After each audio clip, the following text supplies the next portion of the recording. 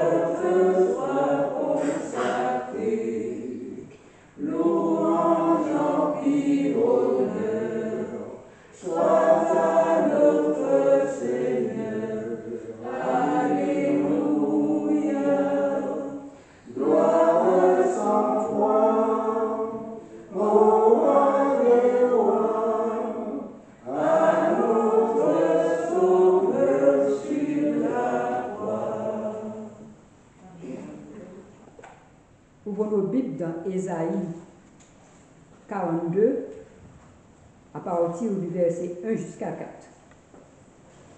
Mon élu, en qui mon âme prend plaisir, j'ai mis mon esprit sous lui. Il annoncera la justice aux nations. Il ne criera point, il n'élèvera point la voix, et ne la fera point entendre dans les rues. Il ne brisera point le roseau cassé, et il n'éteindra point la mèche qui brûle encore. Il annoncera la justice selon la vérité. Il ne se découragera point, et ne se relâchera point, jusqu'à ce qu'il ait établi la justice sur la terre, et que les îles espèrent en sa loi. Amen. Amen. Frère Métrel, pour le culte de la matinée. Frères et sœurs, je vous salue fraternellement en notre Seigneur Jésus-Christ. Que la grâce et la paix de Dieu reposent sur chacun de nous ici-bas. Aussi, je souhaite une cordiale bienvenue à notre sœur Germaine qui est parmi nous ce matin. Mets-toi à l'aise, tu es dans la maison du Seigneur. Merci. Nous avons lu un texte ce matin, frères et sœurs, dans le livre d'Ésaïe, au chapitre 42, les versets 1 à 4, et ce texte nous dit, « Voici mon serviteur que je soutiendrai, mon élu en qui mon âme prend plaisir. J'ai mis mon esprit sur lui. Il annoncera la justice aux nations. Il ne criera point, il n'élèvera point la voix, il ne la fera point entendre dans les rues. Il ne brisera point le roseau cassé. Il n'éteindra point la mèche qui brûle encore. Il annoncera la justice selon la vérité. Il ne se découragera point et ne se relâchera point, jusqu'à ce qu'il ait établi la justice sur la terre et que les îles espèrent en sa loi. » Ici, frères et sœurs, ce texte-là concerne qui? De qui il est parlé ici?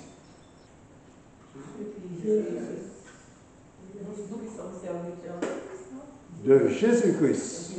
Mais aussi, premièrement de Jésus-Christ, mais aussi de tous ceux qui seront les serviteurs de notre Seigneur Jésus-Christ. Donc, dans le texte, nous trouvons ce passage au verset 3 où il est dit, car il est parlé bien entendu de Jésus, mais cela nous concerne aussi. Il ne brisera point le roseau cassé. Qu'est-ce que ça veut dire? Lorsque le roseau est cassé, il ne le brisera pas. Si on ne brise pas ce qui est cassé, c'est parce qu'on a quand même quelque chose à faire avec. C'est que lorsque une branche de nos fruits commence à casser et on veut récupérer, qu'est-ce qu'on fait? On coupe? Non, on ne coupe pas. Mais on met un titeur, on met quelque chose pour le supporter pour que ça ne puisse pas casser. Et lorsqu'il est dit ici, il ne brisera point le roseau cassé, et cela correspond aussi, il n'éteindra pas non plus la mèche qui fume, parce que lorsque la mèche fume, ça peut se réenflammer. Et c'est ce que le Christ veut faire avec nous. D'ailleurs, ce matin, nous avons vu avec la femme adultère comment Jésus a agi. La femme représente le roseau cassé. La femme représente la mèche qui fume encore, qui peut reprendre vie, qui peut s'enflammer à nouveau. Et donc, et surtout, il nous a dit, il annoncera la justice et la vérité, selon la vérité. Au verset 4, il nous a dit, il ne se découragera point et ne se relâchera point. Et cela nous intéresse ce matin. Ce passage nous intéresse ce matin. Frères et sœurs, ce matin, je suis venu vous dire de ne pas perdre le courage. Mais pourquoi? Pourquoi je dis cela? Parce que, effectivement, nous devons garder la foi en notre Seigneur Jésus-Christ, dans les promesses de notre Seigneur Jésus-Christ. Et parce que, frères et sœurs, nous vivons les temps difficiles de la fin. Nous sommes encore à l'aise, vous savez. Nous sommes encore à l'aise là. Mais bientôt, très bientôt, nous allons nous dire que non, je ne savais pas que c'était comme ça. Parce que les temps vont rapidement changer. Rapidement changer. Et pas dans longtemps encore. Dans très peu de temps, les temps vont changer. Et c'est pourquoi ce matin, je veux vous encourager dans la parole de Dieu, dans les promesses de la parole de Dieu, afin, comme il est dit dans le texte au verset 4, il ne se découragera point et ne se relâchera point jusqu'à ce qu'il ait établi la justice sur la terre et que les îles espèrent en lui. Il y a 2 décennies en arrière, nous ne pensions pas que la vie serait aussi dure qu'aujourd'hui. Pas très loin, 2 décennies, 20 ans en arrière. Nous ne pensions pas que la vie serait aussi dure aujourd'hui. Et la vie n'est pas encore dure, frères et sœurs. Cela deviendra de plus en plus dur, de plus en plus difficile à gérer, jusqu'à ce que nous ne pourrions, en tant que chrétiens, enfants de Dieu, qui veulent faire la volonté de Dieu, ne plus pouvoir vivre dans ce monde. D'ailleurs, le Seigneur l'a dit, vous n'êtes pas du monde. Et si nous croyons que nous sommes, parce que nous vivons dans ce monde, nous faisons partie du monde, eh bien nous allons voir que nous devions abandonner le Seigneur pour pouvoir vivre dans ce monde. Ou vivre dans ce monde, ou vivre pour le Seigneur et abandonner le monde. Aujourd'hui, nous achetons ce que nous voulons. Nous mangeons ce que nous voulons, la quantité que nous voulons. Mais bientôt, très bientôt, ce ne sera pas ainsi. Nous avons un peu d'argent de côté à la banque aujourd'hui. Nous pensons que cela nous appartient. Mais maintenant, frères et sœurs, lorsque vous voulez aller retirer une certaine somme, il faudra faire une demande à l'avance. Et vous allez être questionné pour savoir qu'est-ce que vous faites avec l'argent qui vous appartient. Vous trouvez ça normal? Et tout cela, frères et sœurs, c'est pour très bientôt. Et même en argent, même notre argent est déjà rationné aujourd'hui. Nous ne le voyons pas encore, mais notre argent est déjà rationné. Les temps que nous vivons, frères et sœurs, les temps sont difficiles, déjà. Mais le Seigneur a toujours dit à ses enfants, car les temps difficiles ont été pour ceux qui ont aussi espéré en l'Éternel depuis le livre de la Genèse, au chapitre 15 du livre de la Genèse et le verset 1er, il est dit, après ces événements, c'est-à-dire qu'il est ici parlé d'Abraham, son neveu Lot avait été pris par un roi, et lorsque Abraham a su la nouvelle, il est parti avec quelques 318 hommes, au verset 14 du chapitre 14 de la Genèse. Il est dit, dès que Abraham eut appris que son frère avait été fait prisonnier, il arma 318 hommes de ses plus braves serviteurs nés dans sa maison, et il poursuivit le roi à Dan. Maintenant, il revient, et il revient avec la victoire. N'oublions pas que le Seigneur avait fait une alliance avec Abraham, une promesse avec Abraham. Et dans sa promesse, au verset 1er du chapitre 15, il lui disait, après ces événements, la parole de l'Éternel fut adressée à Abraham dans une vision et lui dit, Abraham, ne crains point, je suis ton bouclier, je suis ton bouclier et ta récompense sera très grande. Ici, le Seigneur fait cette promesse à Abraham. Est-ce que la promesse ici, je suis ton bouclier, qu'est-ce qu'on fait avec le bouclier? C'est pour se protéger des coups de l'ennemi. Rappelez-vous dans Éphésiens, chapitre 6, je crois, où il est dit les armes que nous devons avoir pour la prière. Donc, et le Seigneur a été pour Abraham un bouclier. Et le bouclier lui permettait d'avoir la victoire. Et pour nous aujourd'hui, est-ce que nous croyons que l'Éternel est notre bouclier? Est-ce qu'il est notre bouclier? Abraham vivait au milieu de ses ennemis. C'était pour lui, bien qu'il était serviteur de l'Éternel, mais l'Éternel ne lui avait pas enlevé les obstacles qui l'entouraient. Il devrait combattre, il devrait avancer. Est-ce qu'aujourd'hui l'Éternel fera autre chose pour nous? Il devrait avoir la foi dans son Seigneur pour que le Seigneur puisse agir et faire de lui un héros à son époque. À Isaac, Dieu dit plus tard, dans ce même livre de la Genèse, c'est Isaac, c'est le fils de qui? Isaac, c'est le fils de qui? Le fils d'Abraham. Au chapitre 26, le verset 24.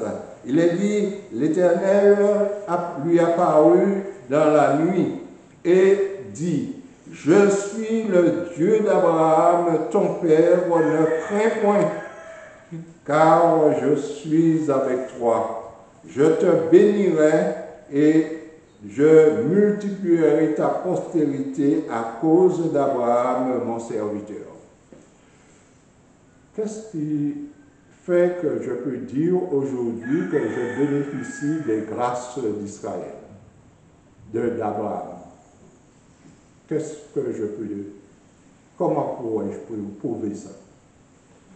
N'est-il pas dit que toutes les familles de la terre seront bénies en ta postérité?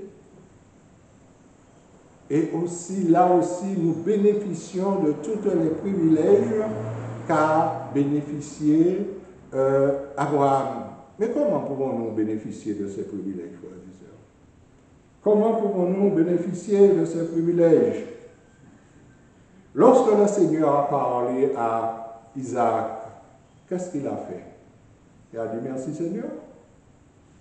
Au verset 25, il nous est dit, il bâtit là un autel et invoqua le nom de l'Éternel.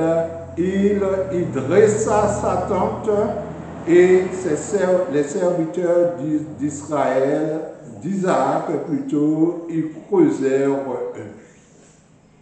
Là, lorsque le Seigneur lui a parlé, il a dressé une autel. Une autel, c'est pour quoi faire? C'est pour quoi faire l'autel? N'est-ce pas pour invoquer le nom du Seigneur? N'est-ce pas pour prier? Où est notre autel aujourd'hui? Nous n'avons pas un autel. Nous n'avons pas un endroit bien particulier à la maison. Nous prions le Seigneur, soit dans notre chambre, soit dans un autre endroit dans la chambre. Jour, matin et soir, nous prions le Seigneur. Oui, eh bien, c'est cela, frères et sœurs. Donc, à partir de ce moment-là, eh bien, Isaac resta en communion avec Dieu. À l'époque, il fallait bâtir avec des pierres l'autel pour faire des sacrifices et tout cela, pour rester en communion avec son Dieu, pour lui offrir des sacrifices. Aujourd'hui, nous ne faisons plus de sacrifices, mais nous avons aussi notre autel qui n'est pas visible, mais le lieu, le coin où nous avons choisi pour rencontrer notre Seigneur, et c'est là qu'est notre autel, et c'est là que nous sommes en relation avec Dieu. Cela ne veut pas dire, frères et sœurs, que c'est seulement là que nous devons prier, parce que la Bible nous exhorte à quoi faire? À prier sans cesse, en tout temps, en tout lieu. Même lorsque nous sommes à Fort-de-France en train de faire nos courses, le Seigneur entend nos prières partout où nous sommes. Mais nous avons un lieu auquel chaque matin, chaque soir, nous remercions le Seigneur de nous avoir fait passer une bonne nuit.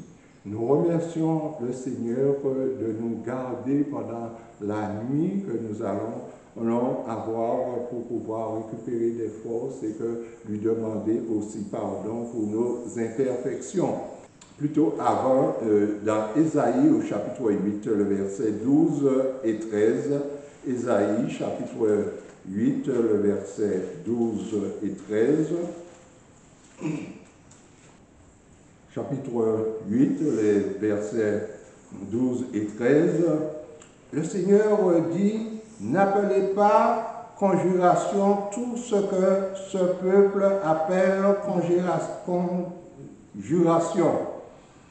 Ne craignez pas ce qu'ils craignent et ne soyez pas effrayés. C'est l'Éternel des armées que vous devez sanctifier. C'est lui que vous devez craindre et redouter. Et il sera un sanctuaire, mais aussi une pierre d'achoppement, un rocher de scandale pour les deux maisons d'Israël, un filet et un piège pour les habitants de Jérusalem. Donc, c'était jusqu'au verset 13. J'ai lu le verset 14. Donc ici, le Seigneur nous dit que nous n'avons rien à craindre. Ne soyez pas comme le monde, appelez conjuration, ce que le monde appelle conjuration, et ne craignez pas ce qu'il craint. Parce que le monde vit dans la crainte aujourd'hui, frères et sœurs. Nous savons ce qui va arriver bientôt. Mais est-ce qu'eux, ils savent ce qu'ils vont subir bientôt? Donc le Seigneur nous met en garde, ne craignez pas ce qu'ils craignent. Et ne soyez pas effrayés des choses qui vont arriver. Même si ce sont des choses que nous n'avons jamais vues.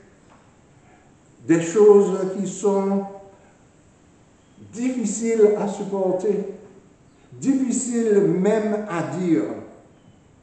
Mais le Seigneur fera tout ce qu'il faut parce qu'il a dit, je suis votre bouclier. Nous allons revenir dans le livre du Deutéronome, au chapitre 31, et le verset 8. Il est dit, l'Éternel marchera lui-même devant toi. Il sera lui-même avec toi. Il ne te délaissera point. Il ne t'abandonnera point. Ne crains point et ne t'effraie point. Voilà comment nous devons marcher dans ce monde. À quelles conditions? Deutéronome, chapitre 31, le verset 8. À quelles conditions? L'Éternel nous a fait la promesse qu'il marchera lui-même devant nous. Il sera lui-même avec nous. Il ne te délaissera, il ne nous délaissera point, il ne nous abandonnera point. Nous ne devons point craindre et nous ne devons point nous effrayer. Quelles que soient les choses qui arrivent, nous n'avons pas à craindre. À quelles conditions? Si seulement, il y a un verset de la Bible qui dit, nous n'avons rien à craindre, si ce n'est d'oublier la manière dont le Seigneur nous a conduits dans le passé. Vous savez, le découragement, c'est quelque chose qui arrive très vite, frères et sœurs.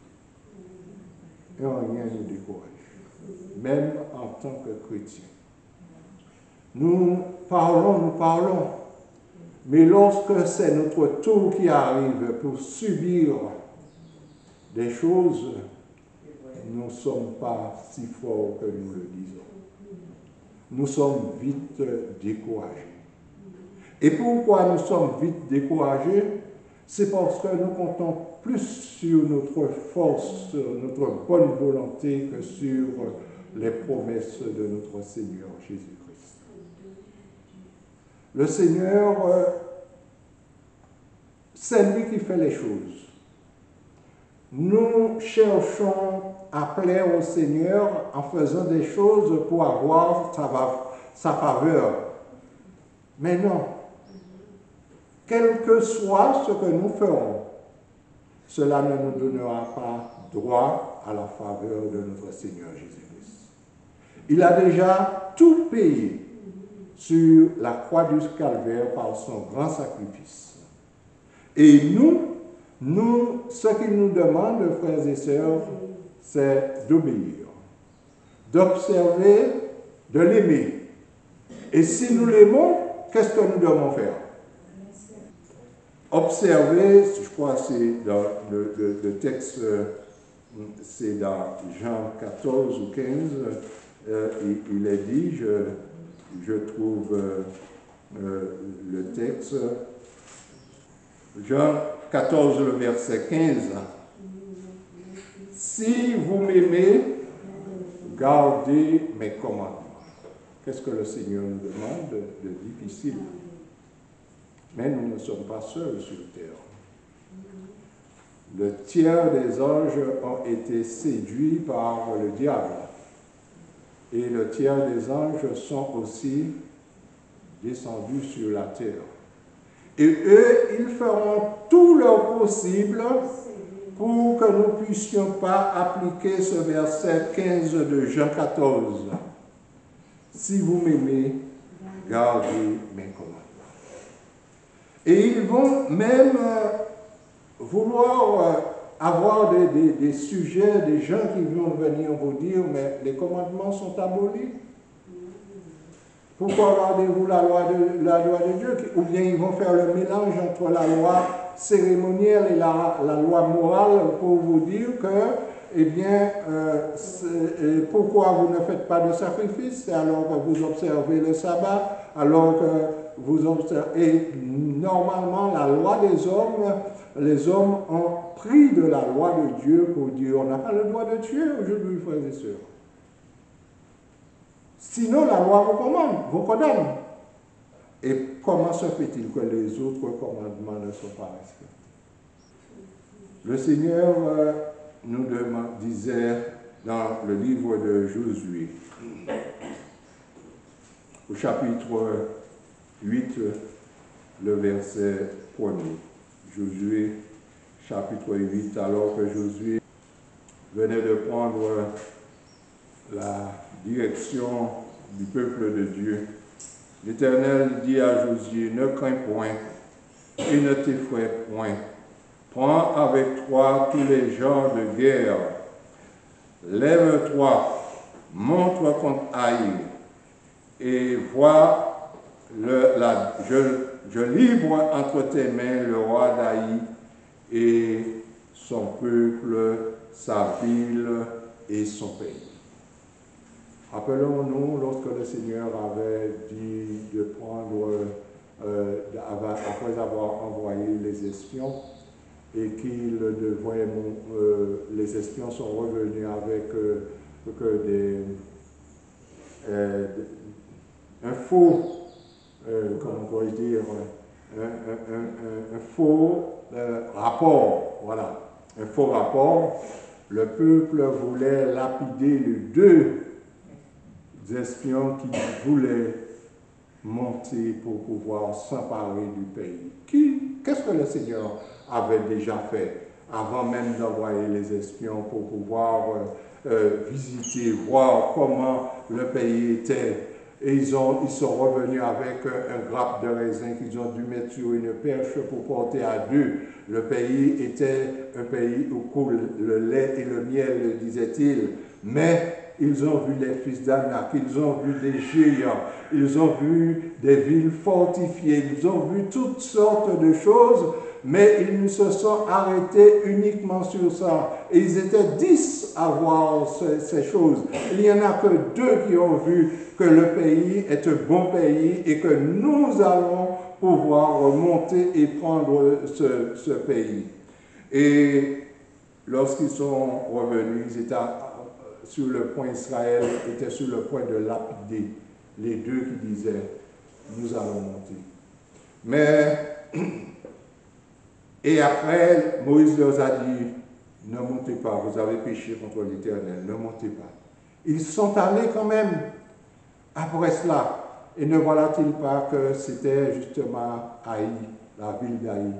Et là, ils ont eu une défaite extraordinaire. Ils ont perdu beaucoup de gens parce que l'Éternel n'était pas avec eux. L'Éternel n'était pas leur bouclier à ce moment-là parce qu'ils ont désobéi à l'ordre de l'Éternel.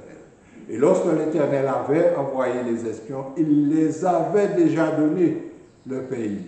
Et lorsque l'Éternel donna cet ordre à Josué de monter, l'Éternel dit à Josué qu'il était avec eux à ce moment-là. Et Josué monta, et Josué remporta une grande victoire sous la bannière de l'Éternel. Au chapitre 10, le verset 25 de ce même livre de Josué, chapitre 10 et le verset 25. Josué leur dit, ne craignez point et ne vous effrayez point, fortifiez-vous et ayez bon courage, car c'est ainsi que l'Éternel traitera vos ennemis contre lesquels vous combattrez. Josué a fait l'expérience avec les promesses de l'Éternel. Il savait que ce que l'Éternel disait était vrai et que l'Éternel ne leur a pas menti. Et lorsque lui, son tour était arrivé pour pouvoir donner une force spirituelle à ses soldats, eh bien, il leur disait de se fortifier, de croire. Josué leur dit de ne pas craindre et ne vous effrayez point, quelles que soient les circonstances qui se présenteront devant vous, ne vous effrayez pas. Est-ce que aujourd'hui, frères et sœurs, malgré les choses semblant encore éloignées de nous, nous n'avons pas encore la crainte. Nous ne nous posons pas des questions. Et comment je vais vivre? Comment je vais faire ma petite retraite? Comment je pourrai garder cette retraite?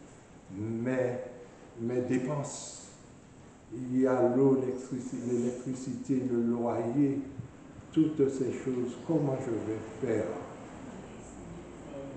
Comment je vais faire? Alors, est-ce que nous ne réfléchissons pas à ça? Et que faisons-nous après réflexion? Que disons-nous? Eh bien, une seule chose que nous pouvons dire. Comme la question avait été posée à Abraham. Mais, Père, nous avons le feu, nous avons l'agneau. Nous avons le bois plutôt. Mais où est l'agneau? Où est l'agneau? Et Abraham, qui savait où était l'agneau, disait, le Seigneur pourvoira. Avait-il raison de dire cela? Est-ce que le Seigneur n'a pas pourvu à l'agneau, bien qu'il savait que c'était son fils? Mais, lorsque le moment est venu, le Seigneur avait retenu un agneau dans les buissons et Abraham a pu faire le sacrifice, non pas de son fils, mais de cet agneau-là, après être éprouvé par sa foi. Eh bien, nous aussi, frères et sœurs, nous devons avoir ces mêmes pensées. C'est l'Éternel qui nous a destinés à être du nombre de ceux qui seront à la fin des temps, qui vivront les derniers événements de la fin. Et il est dit, l'Éternel pouvoir. Venez à moi, vous tous qui êtes fatigués et chargés, et je vous donnerai du repos. Ce n'est pas la peine de nous agiter, frères et sœurs. Ce n'est pas la peine de chercher à mettre de côté, à cacher des choses pour que nous puissions dire, eh bien, je sais que c'est là, si jamais j'aurai quelque chose en réserve. Non, frères et sœurs. Ce que vous avez caché, ce que vous avez à la maison, on viendra le prendre. On viendra le prendre. Il y a l'histoire d'Élie. Élie, le Seigneur, il était serviteur de l'Éternel. Et Israël avait banni Dieu dans la communauté. Et Élie était resté le serviteur. Akab et Jézabel régnaient, mais avec des prophètes de Baal. Et ne voilà-t-il pas que le Seigneur avait choisi un homme, Élie, pour pouvoir remettre au centre de ce peuple le nom du vrai Dieu qui avait pratiquement disparu. Et ne voilà-t-il pas que Élie a annoncé une sécheresse, ce qui a été fait. Et Élie est parti. Le Seigneur n'a-t-il pas nourri Élie? Qu'est-ce qui a apporté à manger près du torrent pour Élie? N'est-ce pas un corbeau? Eh bien, frères et sœurs, le corbeau d'Élie est toujours là pour nourrir ses enfants aujourd'hui. N'est-ce pas, lorsque Élie est revenu vers Akab, alors qu'Akab était en train de chercher un endroit où il y a encore un peu de verre et de l'eau pour pouvoir nourrir ces bêtes qui mourraient et un peu d'eau pour le peuple, eh bien le serviteur d'Akab a rencontré Élie et ce serviteur, Élie dit à ce serviteur, va et dis à Akab que j'arrive. Et le serviteur dit, mais je vais dire à Akab, tu veux ma mort? Je vais dire à Akab que tu viens, que tu es là, et puis lorsque je dirai ça à Akab, Akab ne te verra pas, et à ce moment-là, c'est ma mort que tu m'envoies prendre. Et il lui assura, dit, non, je suis là, je viens vers Akab. Et lorsque Élie, effectivement, est arrivé vers Akab, qu'est-ce qu'il a demandé? Lorsqu'Akab l'accusait, mais c'est toi qui mets le trouble en Israël. Et il lui disait, non, c'est toi et la maison de ton père qui met le trouble, qui sème le trouble en Israël. Et ne voilà-t-il pas que Élie donna l'ordre à Akab alors qu'Élie était recherché partout. Et Akab a exécuté l'ordre d'Élie. Rassemble le peuple, rassemble tous les prophètes de l'Éternel, puisque Akab avait fait tuer tous les prophètes de l'Éternel. Rassemble, Élie disait qu'il était le seul, qu'il était resté seul pour défendre la cause de l'Éternel. Et à partir de ce moment-là, qu'est-ce qui s'est passé? Eh bien, Akab a exécuté.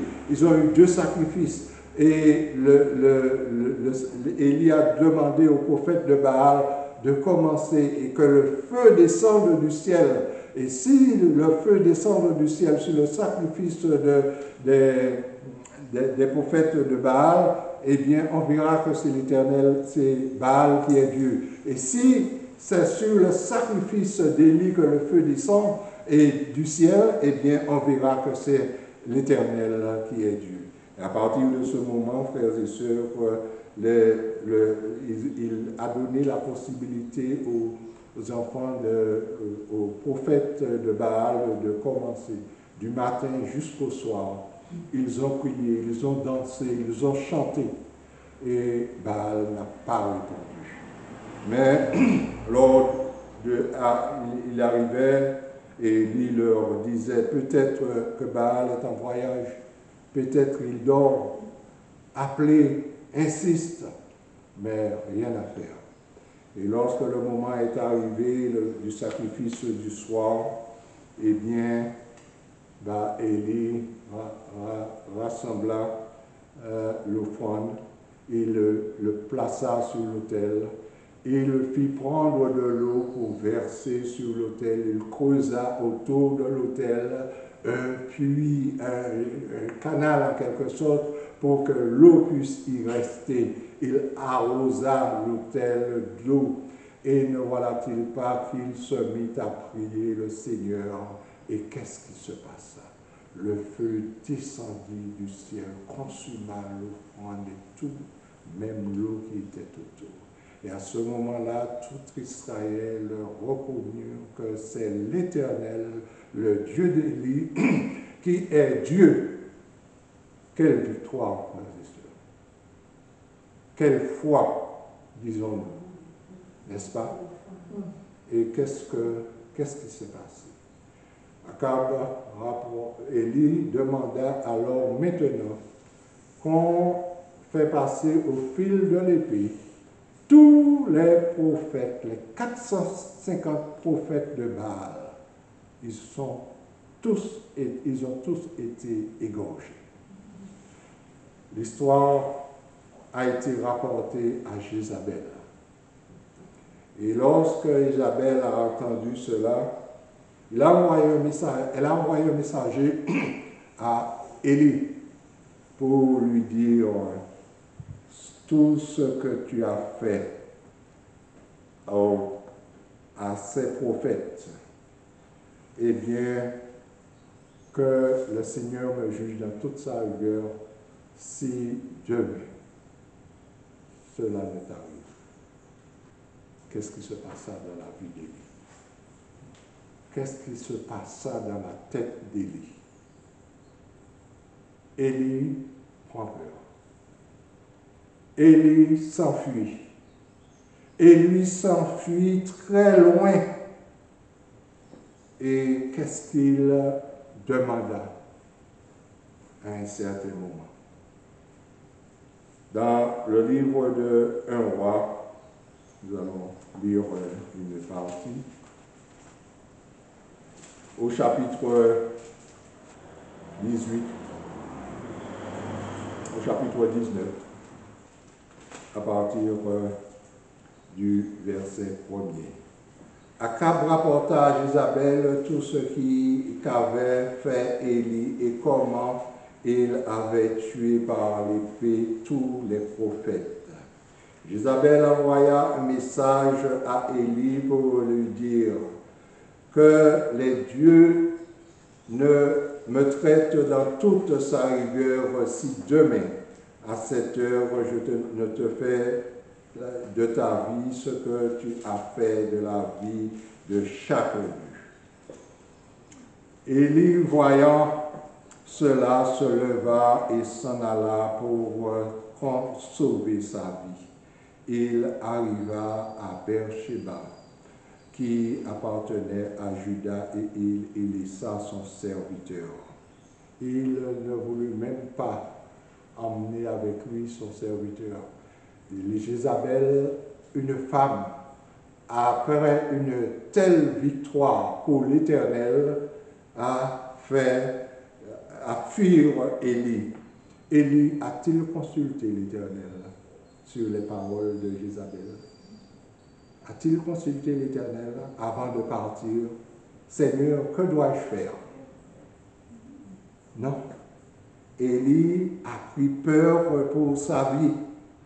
Et il nous a dit, il laissa son serviteur, vers la fin du verset 3, pour lui, il alla dans le désert où après une journée de marche, il s'assit sous un genêt et demanda quoi? Demanda l'amour. Un homme de foi qui venait de remporter une victoire extraordinaire devant tout un peuple, fuit devant les paroles d'une femme. pour aller dans le désert et demander la mort, en disant, c'en est assez maintenant, Éternel. Là, il parle à son Dieu. Là, il dit à son Dieu des choses. Prends mon âme, car je ne suis pas meilleur que mes pères. Il se coucha et s'endormit sous le genet. Et voici un ange le toucha. L'Éternel, frères et sœurs, pendant tout le trajet d'Élie, depuis sa fuite, jusque là, après avoir demandé sa mort, l'Éternel ne s'est jamais manifesté. Pourquoi? Pourquoi le Seigneur ne s'est pas manifesté? Rappelez-vous d'une chose. Pendant l'examen, le professeur reste silencieux. Il ne parle pas. Vous allez voir qu'il marche partout, il regarde, mais il ne parle pas pendant l'examen. Et c'est ainsi que Dieu agit, frères et sœurs. Élie était en train de passer son examen. Et l'Éternel le regardait faire. L'Éternel ne parle pas. Souvent, nous sommes dans des difficultés pas possibles. Souvent, nous prions même. Lui, Élie n'a pas consulté jusqu'à ce qu'il demande sa mort. Mais souvent, nous prions et le Seigneur, il semble que le Seigneur ne nous entend pas. Le Seigneur ne nous répond pas. Mais n'oublions pas que nous sommes des enfants de Dieu, que nous connaissons la parole de Dieu. Et lorsque nous sommes en difficulté, nous ne savons quoi faire. Le Seigneur nous laisse agir, nous laisse faire pour voir quelle direction nous prenons-nous. Et à partir de ce moment-là, après avoir demandé sa mort, l'Éternel jusque-là ne s'est pas manifesté. Mais il a vu le besoin de l'homme. Et qu'est-ce qu'il a fait? Il a envoyé un ange pour pouvoir nourrir son serviteur. Élie est toujours le serviteur de Dieu, il le considère toujours comme son serviteur. Et ne voilà-t-il pas que Élie, l'ange lui dit, lève, mange, prends des forces en quelque sorte. Et il se leva, mangea, et il est tellement fatigué qu'il se rendort à nouveau. L'ange toucha encore à nouveau Élie et lui dit, lève-toi, mange. D'où venait cette nourriture, ce gâteau qui lui était donné? Le Seigneur n'a-t-il pas dit que du pain vous sera donné et de l'eau vous sera assuré? Eh bien, le Seigneur pourvoit aux besoins de ses enfants. Il se coucha et s'endormit sous le génier au verset 5. Et voici un ange le toucha et lui dit, lève-toi, mange. Il regarda et il y avait à son chevet un gâteau cuit sur des pierres chauffées et une couche d'eau. Il mangea et but, puis il se recoucha, il était fatigué. L'ange de l'Éternel vint une seconde fois, le toucha et dit, lève-toi, mange, car le chemin est trop long pour toi. Élie devait traverser le désert, le Seigneur savait qu'il allait faiblir dans le désert et tomber. Il l'a nourri avant. Quelle nourriture avait-il donné? Une nourriture solide. Il se leva au verset 8, mangea et but, et avec la force que lui donna cette nourriture, il marcha combien de temps? 40 jours, 40 nuits, jusqu'à la montagne de Dieu à Horeb. Et là, il entra dans une grotte. Et il est là, il n'a pas de direction, il ne sait quoi faire, mais il sait qu'il est en fuite par rapport à Jézabel. Et que se passe-t-il? l'Éternel vint et lui dit, à la fin du verset 9, « Que fais-tu ici, Élie ?» Quelle question? « Que fais-tu ici, Élie ?» Est-ce moi qui t'ai envoyé là? Le Seigneur lui a déjà nourri avant cela. Le Seigneur connaissait son parcours. Le Seigneur parle maintenant, il se manifeste.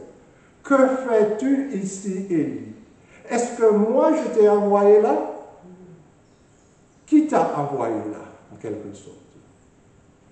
Il répondit au verset 10, « J'ai déployé mon zèle pour l'Éternel, le Dieu des armées, car les enfants d'Israël ont abandonné ton alliance et ils ont renversé tes autels et ils ont tué par l'épée les prophètes. Je suis resté seul, moi seul, et ils cherchent à m'ôter la vie. Et c'est pourquoi je suis en fuite. Ils cherchent à m'ôter la vie. » Nous allons descendre au verset, la fin du verset 13. Et il est dit, « Voici une voix se fit entendre ces paroles. Que fais-tu ici, Élie? » Malgré Élie a déjà répondu à la voix. Mais le Seigneur lui pose encore la question. C'est comme à Pierre. Pierre, m'aimes-tu? Pierre était tout près du Seigneur. Et il dit, oui, je t'aime, Seigneur, tu sais que je t'aime. Deuxième fois, je t'aime, Seigneur, mais tu le sais. Mais une troisième fois, mais comment il peut me poser la même question 3 fois? Cela laisse à réfléchir. Cela lui permet de faire un retour sur lui-même et se dire, mais pourquoi il m'a posé à nouveau la question? Je lui ai déjà répondu. Et là, c'est pareil. À la fin du verset 13, voici une voix lui fit entendre ces paroles.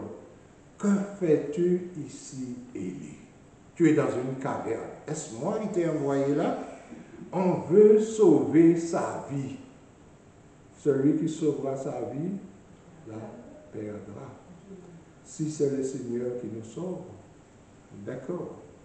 Il répondit, j'ai déployé mon zèle pour l'Éternel, le Dieu des armées, car les enfants d'Israël ont abandonné ton alliance, ils ont renversé tes autels et ils ont tué par l'épée les prophètes. Je suis resté moi seul et ils cherchent à m'ôter la vie.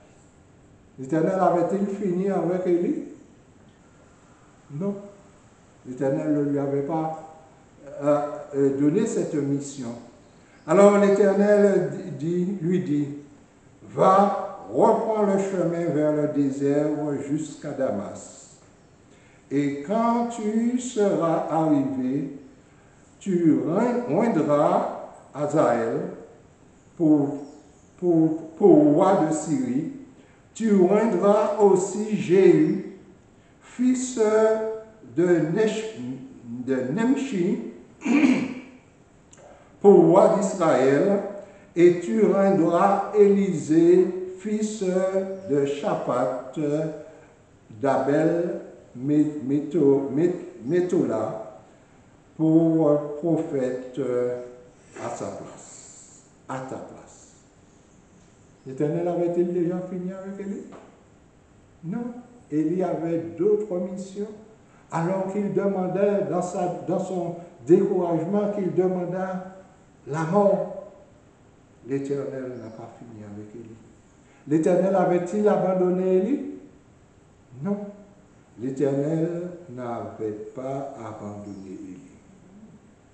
Et l'Éternel lui dit, et il arriva que celui qui échappera à l'épée de Hazaël, Jéhu le fera mourir, et celui qui échappera à l'épée de Jéhu, Élisée le fera mourir. mais j'ai laissé en Israël 7000 hommes, tous ceux qui n'ont point fléchi le genou devant Baal et dont la bouche ne l'a point baisé. Donc l'Éternel avait malgré tout une armée en Israël. Et Élie se disait qu'il était le seul resté en Israël et qu'on cherchait à lui ôter la vie. Frères et sœurs, est-ce que souvent nous ne sommes pas découragés? Est-ce que souvent nous ne pensons pas que l'Éternel ne répond pas à nos prières et que nous sommes vraiment découragés? Dans le livre Levez les yeux en haut à la page 268, il est dit, le titre Ayez foi en Dieu. Il est dit dans le psaume 118, le verset 6, l'Éternel est pour moi, je ne crains rien. Que peuvent me faire des hommes?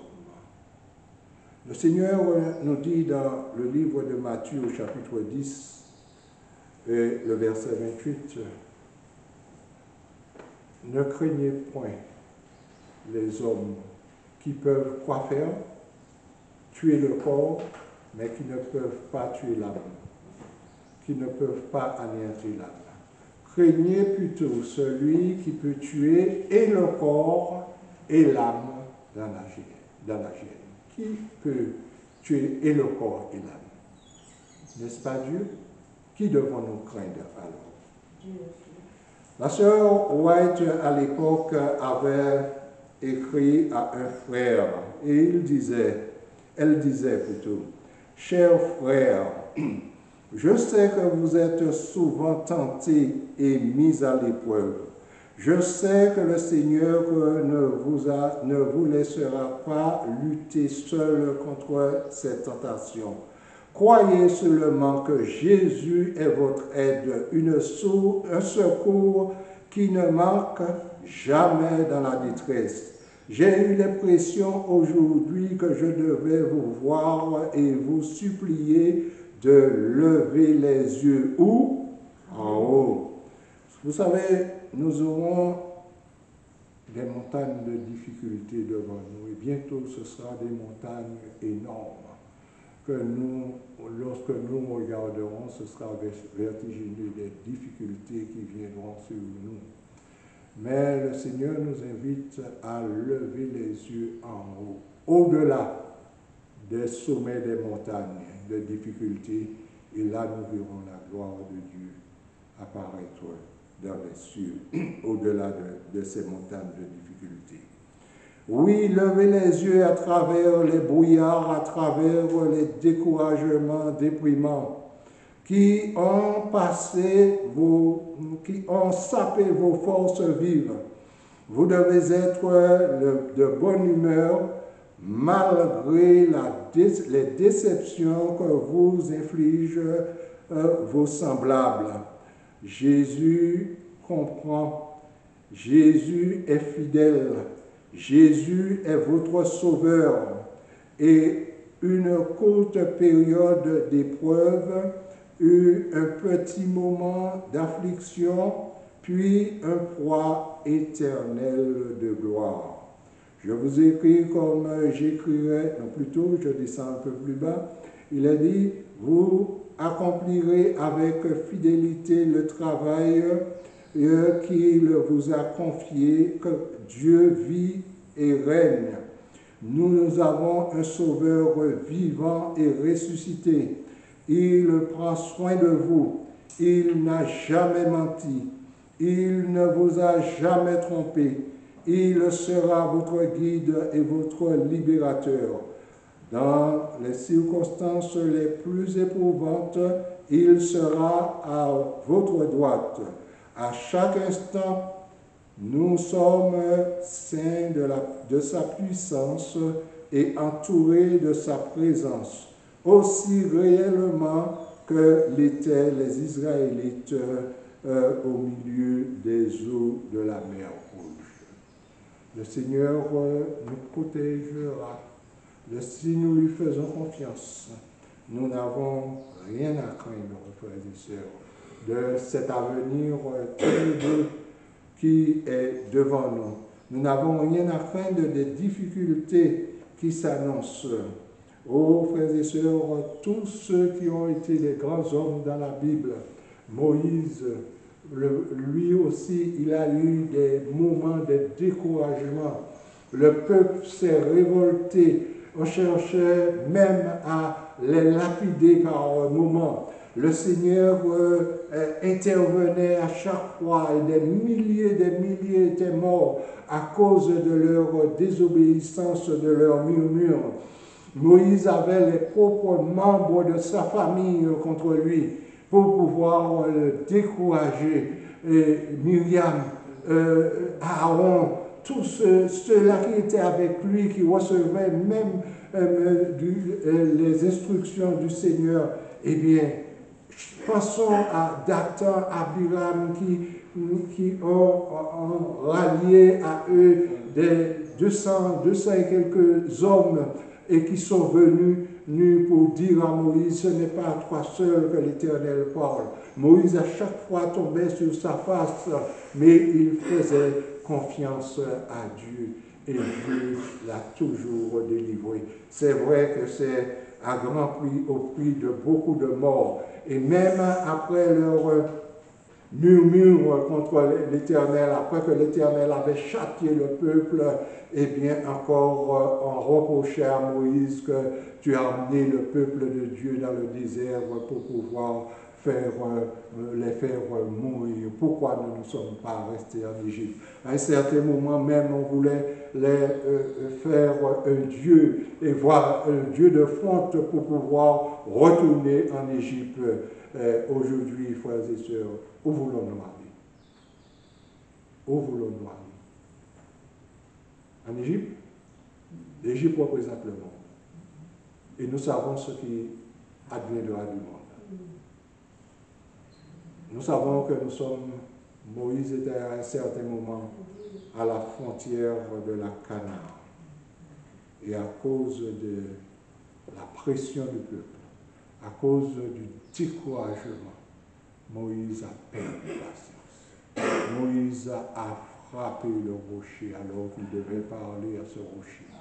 Et Moïse s'est privé du droit d'entrer dans la Canaan terrestre. Frères et sœurs, nous sommes aujourd'hui au seuil de cette Canaan, mais pas la Canaan terrestre, la Canaan céleste. Le Seigneur revient bientôt. Chacun de nous avons la foi, nous devons avoir la foi qu'il faut. Nous devons avoir le courage qu'il faut pour que nous puissions avancer, aller de l'avant, malgré les difficultés. Nous sommes à un moment où nous devons nager, frères et sœurs, dans un fleuve, dans de l'eau à contre-courant. Et nous devons avancer malgré tout. Le Seigneur ne nous a jamais dit que le voyage sera facile, le voyage du chrétien sur la terre. Mais il nous a seulement promis une arrivée saine et sauve à bon port. Et c'est là que nous devons fixer notre regard. Aujourd'hui, frères et sœurs, la question se pose. Comme à Élie, que fais-tu ici? Il y en a de ceux qui ont connu le Seigneur et qui se sont retirés et qui ne veulent plus étudier la parole de Dieu, qui ne veulent plus rien faire, qui vivent leur vie tranquillement dans le monde. L'Éternel leur pose la question. Toi qui m'as, que fais-tu ici? Que fais-tu ici? Que Dieu nous aide et qu'il nous bénisse. C'est à nous de répondre à la question du